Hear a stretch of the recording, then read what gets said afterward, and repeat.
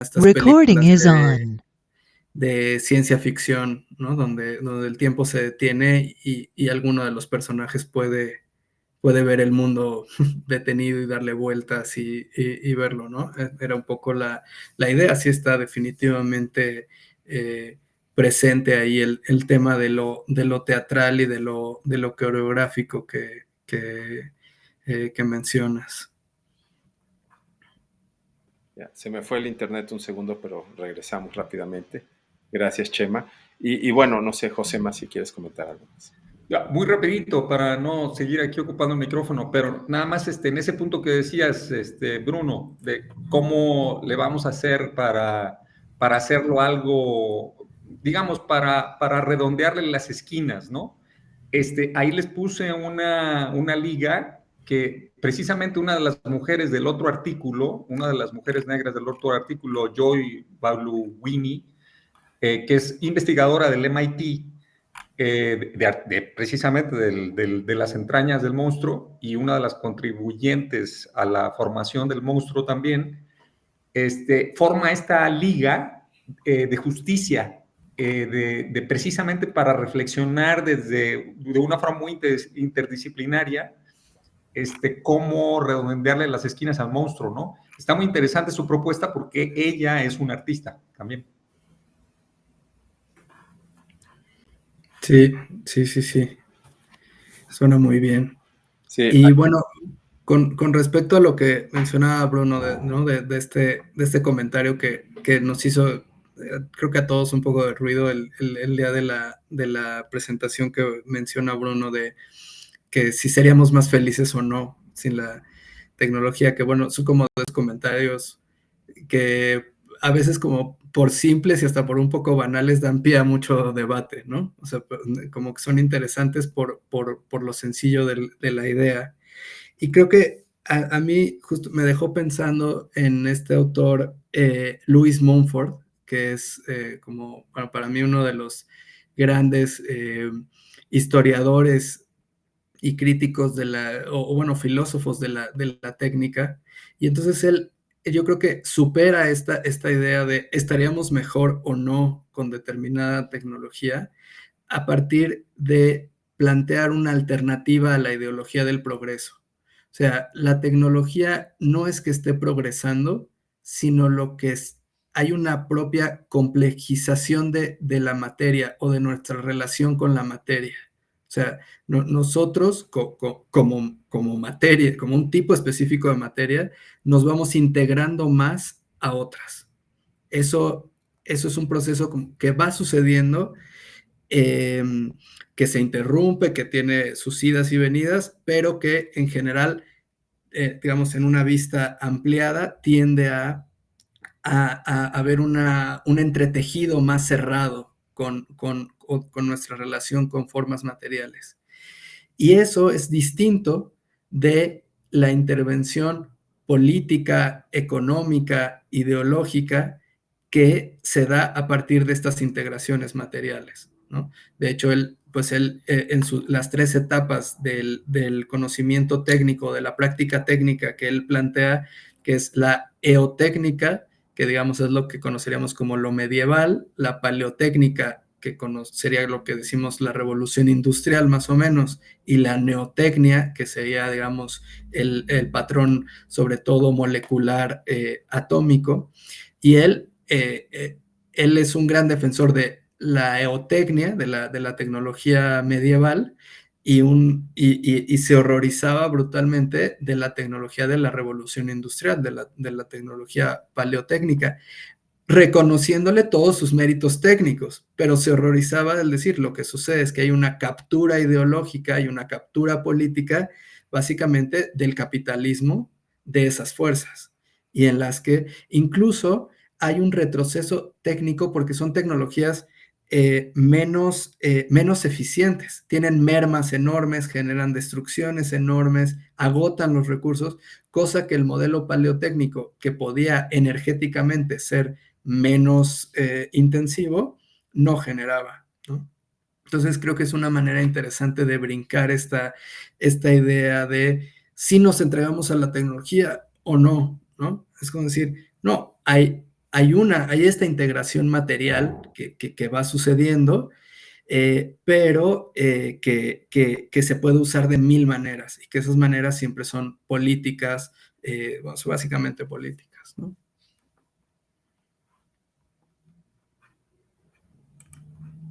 Gerardo ahí se despedía de ti, Chema. Sí, yo creo que también hay que pensar esto. Es una cosa es que la técnica o las tecnologías te dominen y otra es que tú dialogues y cuestiones estas tecnologías. Son dos caminos, ¿no? Y también nunca dejar de lado esto de la novedad y lo nuevo, ¿no?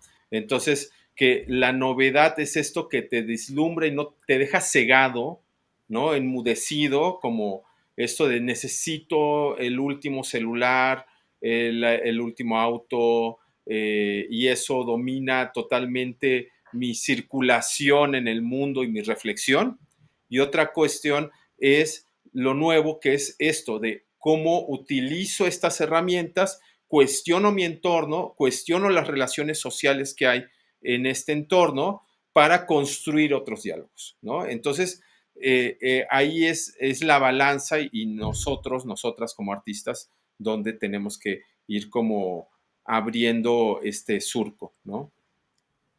O sea, una relación crítica, ¿no? Como siempre hacemos con todos los medios, ¿no? Como artistas, ¿no? O sea, una relación pero crítica, Sí, un ¿verdad? pensamiento crítico en todos los Sí. sentidos. Y no abandonar la palabra, ¿no? La palabra es la base de todo. Y ahora más, ¿no? Porque todos estos modelos de pensamiento, digamos, se fincan en la palabra, ¿no? Y también la forma de construirlos son modelos matemáticos, pero también son con palabras, ¿no? Y con números. Y entonces eh, es, es un poco, estaba pensando el otro día con Mónica que me toca dar clase de fotolibro, el página en blando, el martes, donde estuvo Patricia Lagarde, que creo que estaba por aquí. Ahí está.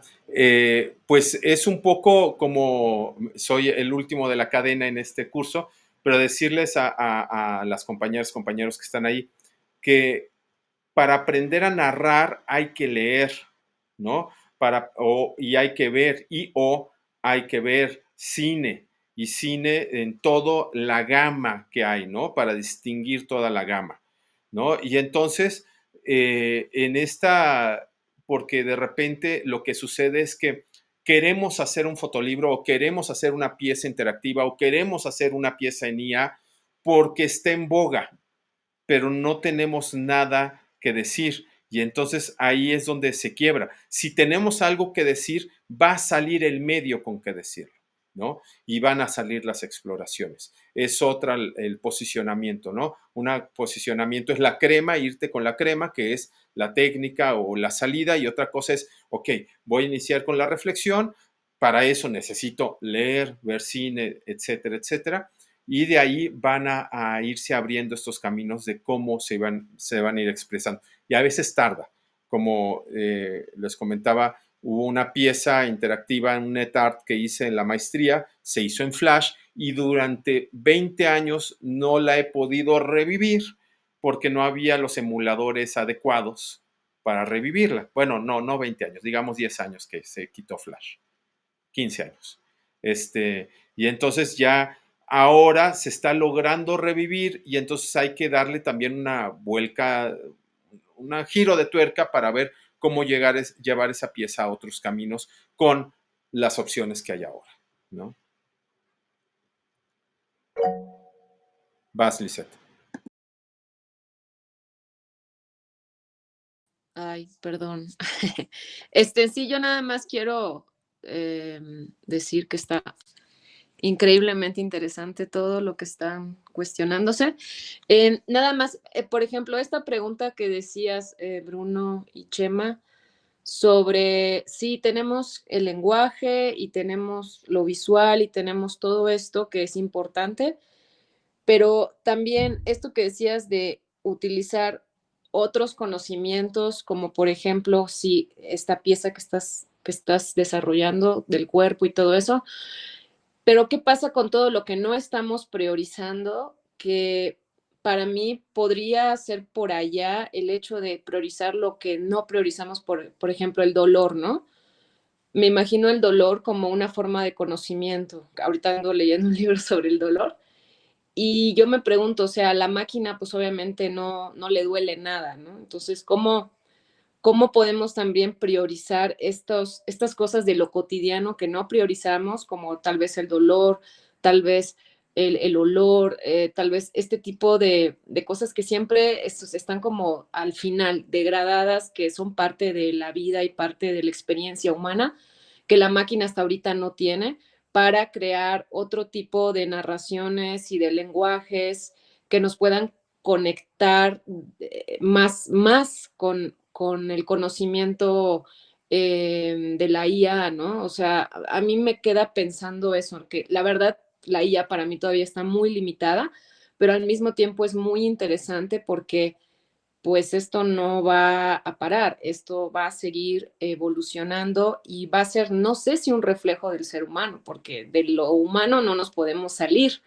¿no? O sea, no sé si eso también, bueno, son muchas preguntas, pero más que nada es eso, es cómo a partir, por ejemplo, de cuestiones como el dolor, y qué es el dolor, cómo nosotros los humanos procesamos el dolor en nuestra mente, en nuestro cerebro, que todavía sigue siendo un misterio. El dolor no está en un cerebro, el dolor es una bola de conexiones. Si no entendemos bien todos estos conceptos, ¿cómo los vamos a reflejar y a entender en lo que sigue, que es la IA o el mundo digital, ¿no? Es pregunta. Claro, muchas gracias. Bueno, empezando con un poco algo que mencionaste al final de qué es lo que refleja. Yo creo que más que lo humano, porque eso siempre es cambiante, es, como decía Foucault, una ontología histórica, entonces es una sustancia que depende del momento en el que se ve. Y lo que refleja es lo social. O sea, yo creo que estos modelos sí son un reflejo no del todo social, pero sí de la hegemonía dentro de lo social. Es decir, por ejemplo, en esta cuestión de decir, es que está, los estudiantes y las estudiantes lo usan en la universidad y entonces y hacen trabajos indistinguibles de los originales, ¿no? O los niños y las niñas lo usan, o hace trabajos de diseño gráfico que ya no hacen personas, etcétera. Y yo lo que me pregunto con todo eso es, ¿no la homogeneización vino antes? ¿No la homogeneización, la estandarización de nuestro mundo cultural precede a la AI y de hecho posibilita este tipo de tecnologías? O sea, es como decir, se la pusimos muy fácil, ¿no? O sea, primero hicimos todos los mecanismos analógicos, digamos, de estandarización de la educación y de pronto nos sorprende que un sistema un sistema basado en promedios, pues pueda producir cosas idénticas. Pero esa estandarización de lo social, esa estandarización de la cultura, digo, por ejemplo, está todo el trabajo de Mark Fisher al respecto, ¿no? Toda esta cancelación del futuro, todo este tipo hay incluso análisis estadísticos de la pérdida de variación rítmica y tonal en la música a través de décadas previas a estas tecnologías, ¿no? Entonces, yo creo que es un reflejo de las tendencias hegemónicas de lo social. Y el otro tema que mencionabas que me parece fundamental es este tema del dolor y de lo corporal, ¿no? Ahí les ponía esta cita de Frank Rosenblatt, ¿no? Que él hablaba de que iban a poder percibir y que iban a poder casi sentir y tener cognición estas máquinas, pero lo que se le olvidó a todo este patrón de producción de esta tecnología es el cuerpo.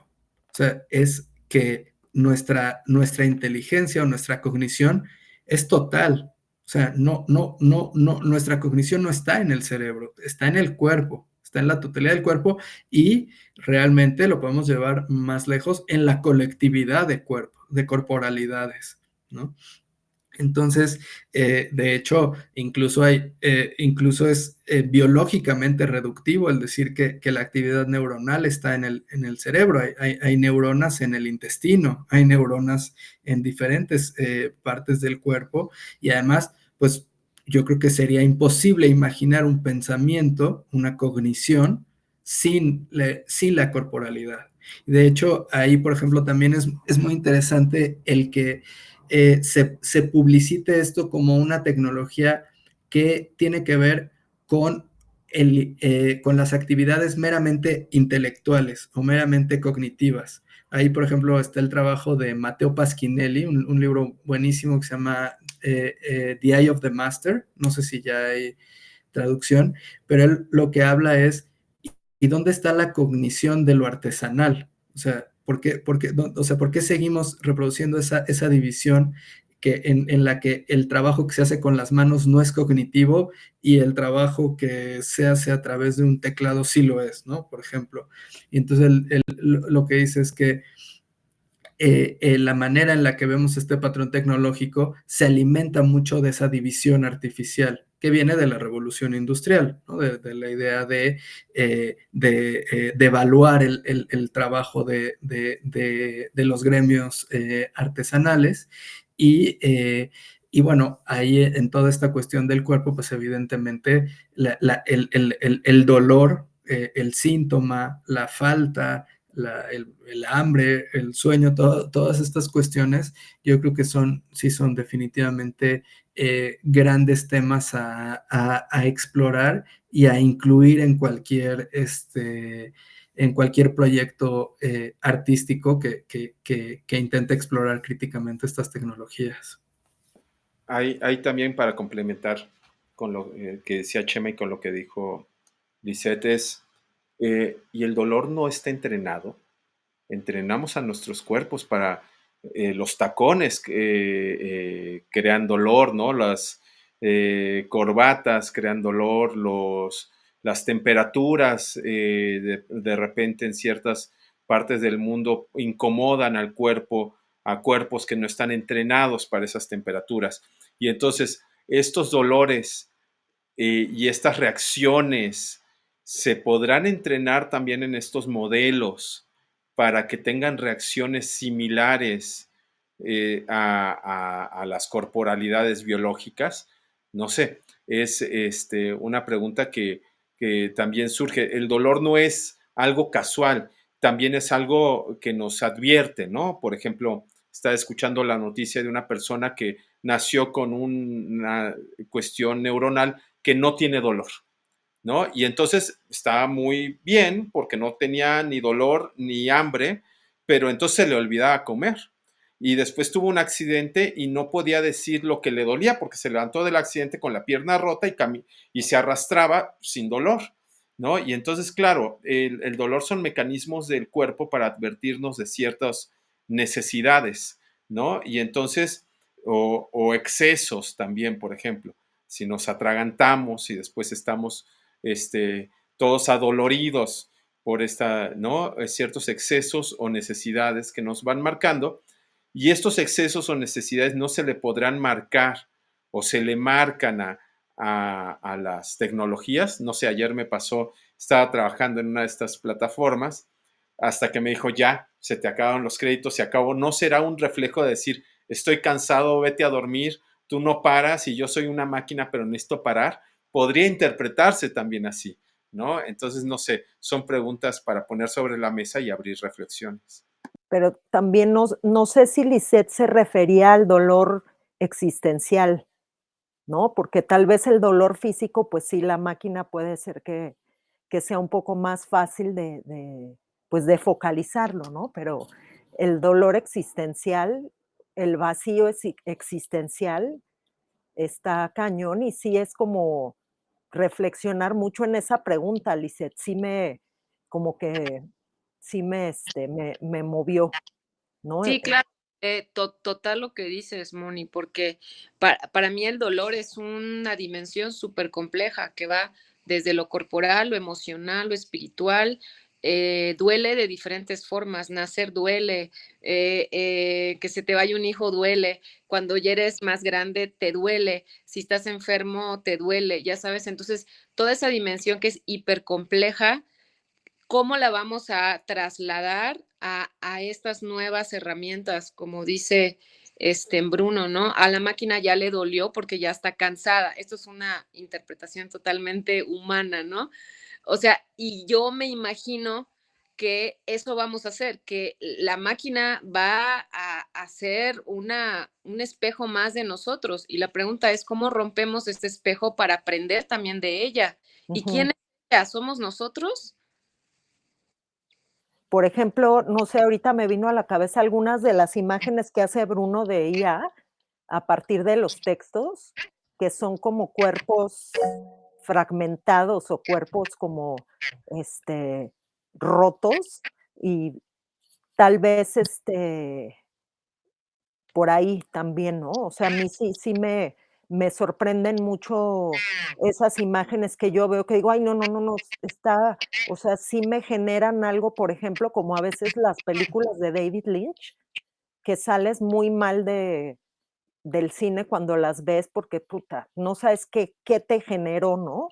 O sea, no es, es una angustia muy como primigenia, ¿no? Es muy raro. Y bueno, en las imágenes de Chema podemos ver este vacío y dolor existencial también, ¿no? Exacto, ese vacío y dolor existencial. Entonces, sí está bien padre lo que están haciendo. Bueno, no sé si, otras personas estén como dándole por ahí a la filosofía en la IA, pero, pues sí, lo que está haciendo Chema y lo que está haciendo Bruno, pues sí me parece que, pues, que va más allá de todas perdón, las pendejadas que luego uno ve así de que Trump con no sé qué, que el Papa con no sé qué. Entonces, sí está padre como darle por ahí. Ro quería comentar algo también. Hola, buenos días. Estaba pensando ahorita acerca de lo que comentaban, ¿no? Si las máquinas pueden sentir algún tipo de dolor o esta parte que ahorita se mencionó como fugazmente, ¿no? Como del espejo de nosotros refiriéndonos como a la IA. Y como pensando en esta, ¿cómo se llamaba el tema este del turco, como el engaño, ¿no? El Este, turco mecánico. el turco mecánico. Al final, no sé, pensaba como, por ejemplo, cómo nos referimos como a la inteligencia artificial como este reflejo de la razón humana, pero pues tal vez es nada más justo como ese turco mecánico donde no me estoy reflejando yo. Se están reflejando nada más algunas personas y yo pienso que me estoy reflejando yo mismo. Pero como dices, está centralizado en el pensamiento de ciertas reglamentaciones que históricamente hemos formado, ¿no? Y entonces, si la máquina siente el dolor de quién? Siente el dolor de una pequeña parte de la sociedad o de la sociedad completa o de la humanidad o de la propia existencia. Y si sí, pues estaría más bien ligada a ciertos pensamientos probablemente capitalistas, donde si el dolor se refleja con págame para que siga trabajando, o sea, dame más créditos para poder seguir trabajando y desgastar la misma inteligencia artificial, ¿en dónde va a quedar rezagado dónde va a quedar expuesto ese dolor que pueda o no sentir una máquina, una inteligencia artificial o algo así? Y, y si la entreno yo, entonces deja de transmitir el dolor como general o universal o humano, sino solamente el mío. Entonces, ¿dónde va a terminar la discusión? Si está siendo mío, si está siendo de alguien más. Y pues nada más estaba yo ahí como divagando en esa como cuestión este, de la reflexión hacia la reflectividad de la inteligencia artificial. Nada más Pues, ahí como comentario. como pregunta, como reflexión. Muchas gracias. Pues yo creo que ahí entran en juego dos cosas. Una es la proyección, o sea, esta cuestión que tenemos de proyectar humanidad a todas las cosas y muchas veces a las máquinas y en particular este tipo de máquinas que nos sorprenden tanto, ¿no? Y luego está la posibilidad también de entender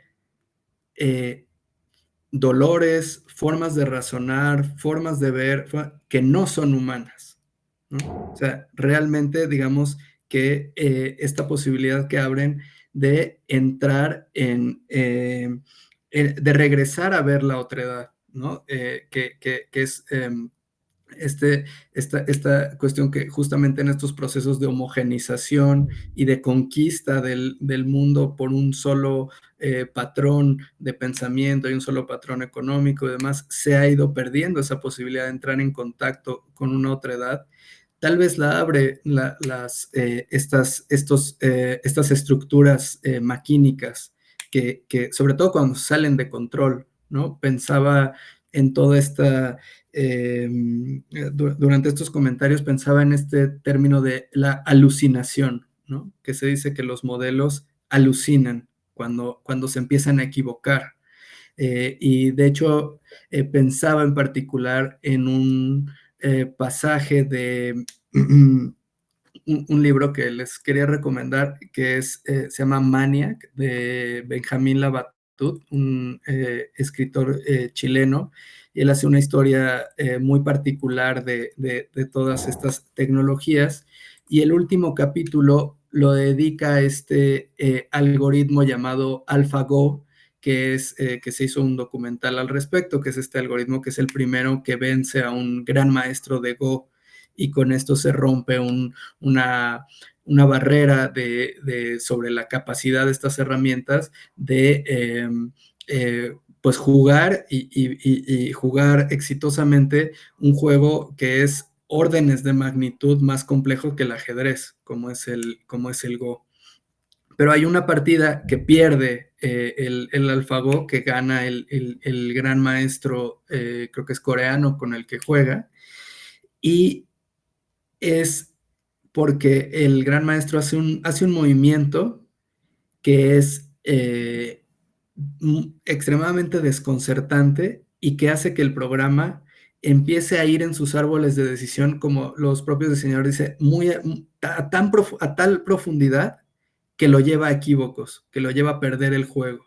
O sea, lo que hace es literalmente lo saca de sus casillas, ¿no? O sea, y eso es muy interesante porque lo que nos habla es que a lo mejor es uno de los grandes riesgos del pensamiento complejo, ¿no? El perderse en esa complejidad, el perderse en esos árboles de decisión que aún siendo racionales, porque ninguno de los caminos deja de ser matemático, deja de ser racional, lo pierde, lo hace equivocarse y perder su objetivo hasta el punto en el que acaba perdiendo la partida de una manera ridícula. O sea, empieza a cometer errores totalmente impropios de lo que había demostrado antes. Entonces, ahí hay creo que hay esta cuestión doble del reflejo. ¿Qué nos dice sobre nuestro propio pensamiento? ¿Qué nos dice sobre cómo nos perdemos y alucinamos en la complejidad, incluso en la propia crítica? Digo, ¿cuántos pensamientos críticos no han derivado en violencia, ¿no?